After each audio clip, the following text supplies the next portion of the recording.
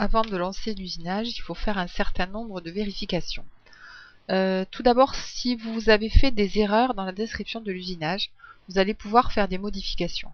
Donc pour ça, il faut cliquer sur non pas sélection du dessin ici à gauche, mais sélection d'usinage. Donc je sélectionne le bouton suivant et ensuite je vais par exemple sélectionner ce contour.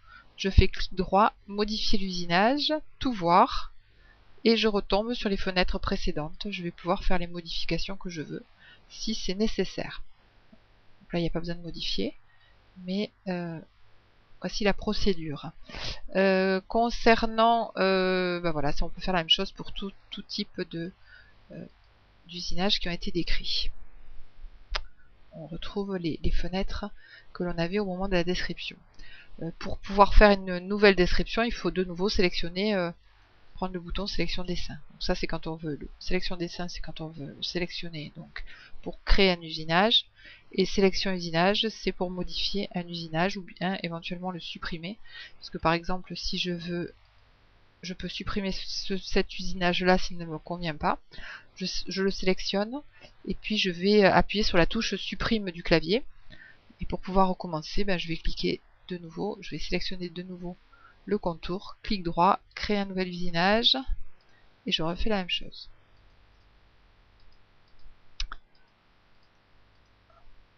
Voilà. Donc maintenant, je vais vérifier ce qui a été fait. Donc là, on a un outil qui est très important qui s'appelle compte rendu d'usinage. Je clique dessus et en fait, je vois ici tout ce que j'ai décrit dans l'ordre où je l'ai fait.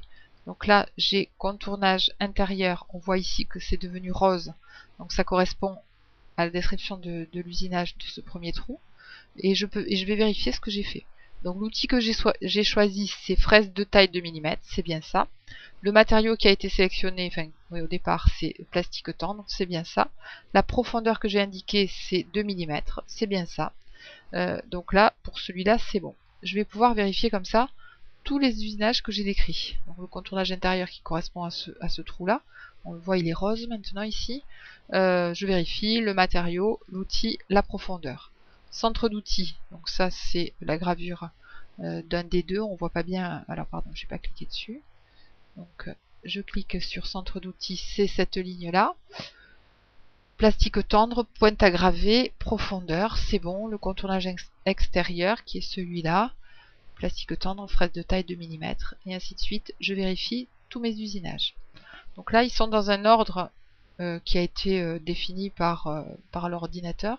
Je peux cliquer sur optimiser. Vous allez voir que l'ordre d'usinage va changer.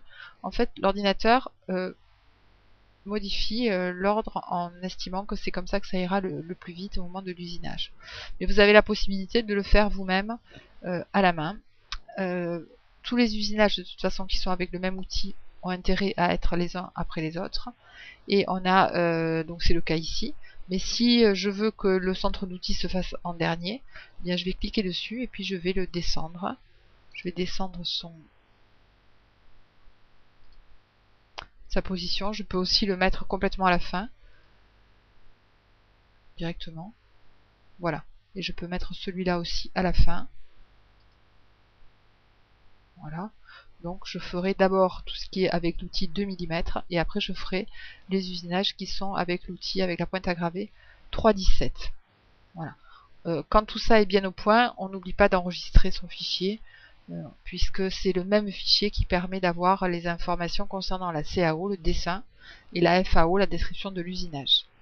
Dernière vérification va se faire en cliquant ici sur simulation. Donc en fait je vais voir, donc de nouveau je tombe sur le compte rendu d'usinage, je l'ai déjà vérifié, donc là je fais OK tout de suite. Et quand je suis en simulation, je vais voir comment va se passer l'usinage. Alors ici, il vaut mieux choisir réaliste, on voit mieux ce qui se passe. On peut modifier, aller plus ou moins vite, là, avoir l'outil qui va plus ou moins vite pour pouvoir mieux voir peut-être ce qui se passe en ralenti. Voilà. Et alors là, il ne faut pas se fier à l'épaisseur parce que l'outil qui est en simulation ne correspond pas du tout à la réalité. Donc il y a deux couleurs pour montrer que c'est deux outils, mais la gravure se fera de manière beaucoup plus fine. Voilà. Donc si toutes ces vérifications étant faites, je considère que c'est bon, que ma description est bien faite, eh bien on va pouvoir procéder à l'usinage.